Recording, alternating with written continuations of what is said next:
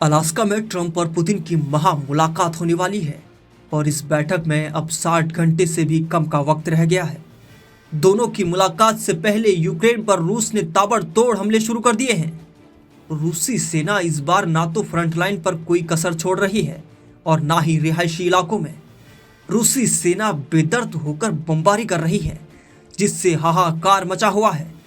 रूसी सेना की मिसाइलों से कीव में कोहराम मच गया।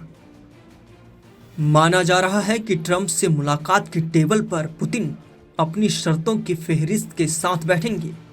पुतिन अपना प्लान बना चुके हैं, उनका ब्लूप्रिंट तैयार है।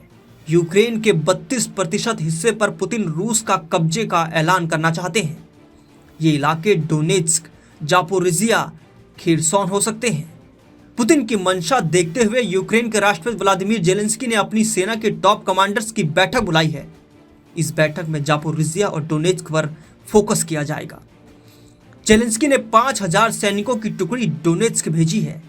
वहीं जापोरिजिया में यूक्रेनी बटालियन भेजी जा रही है। जेलेंस्की किसी भी हाल में अपने हाथ से इन दोनों इलाकों को निकलने नहीं देना चाहते हैं। इस वजह से वो पूरा जोर लगा रहे हैं ताकि रूस को इन इलाकों पर कब्जा नहीं मिल सके।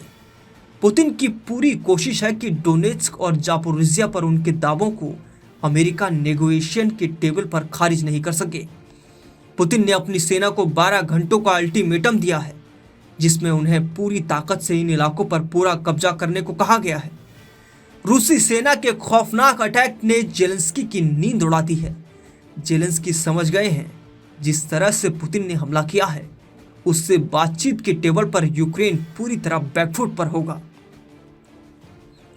रूस ने यूक्रेन की राजधानी कीव पर मिसाइल और ड्रोन से अब भीषण हमले शुरू कर दिए हैं। इस हमले में कई लोग मारे गए, 100 से अधिक लोग घायल हो गए हैं। बताया जा रहा है कि रूस ने कीव में 1000 बमों की बारिश कर दी, जिससे पूरी रात कीव में आसमान जलता दिखाई दिया तो जमीन में हाहाकार मच गया। राष्ट्रपति व्लादिमीर जेलेंस्की ने कहा कि बचाव कार्य जारी है और गंभीर रूप से घायलों को अस्पताल में भर्ती कराया गया है। यूक्रेन की राहत और बचाव सेना ने बताया कि 1200 से अधिक पुलिस और आपातकर्मी राहत कार्यों में जुटे हैं। रूस ने कहा कि उसने यूक्रेन के सैन्य स्थलों और रक्षा प्रतिष्ठानों को निशाना बनाया है। रूस ने डोनेत्स्क में यूक्रेन की फ्रंटलाइन पूरी तरह तबाह कर दी है, उसके हाईवे पर भी कब्जा कर लिया है। वहीं जापोरिजिया में हजारों पैराट्रूपर्स उतारकर हड़कंप भी मचा दिया। रूसी सैनिकों की कोशिश जापोरिजिया में यूक्रेनी फ्रंट लाइन को तोड़ने की है। रूस लगातार ड्रोन और फाइटर जेट से बम गिरा रहा है। रूस इस बार रिहायशी इलाकों पर भी जमकर बमबारी कर रहा है ताकि यूक्रेनी सेना का मनोबल तोड़ा जा सके।